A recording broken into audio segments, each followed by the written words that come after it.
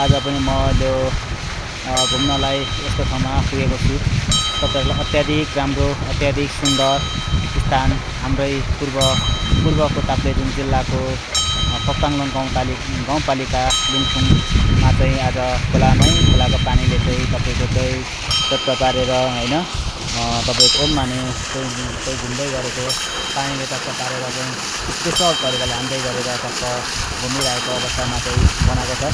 यस्तो पनि टक्क हाम्रो तपाईको चाहिँ बौद्ध धर्मावलम्बी र खोलाको छेउमा हुने समुदाय साथीहरूले चाहिँ यस चाहिँ तरिकाले बनाउनु भयो भने साँच्चै राम्रो सुन्दर माने मन्त्र जप गर्नलाई सजिलो हुन्छ। यहाँ मानेको अक्षरले लेखेर टक्क स्पेशल बनाएको छ। त्यस कारणले म आज यो ठाउँमा आइपुगेको छु।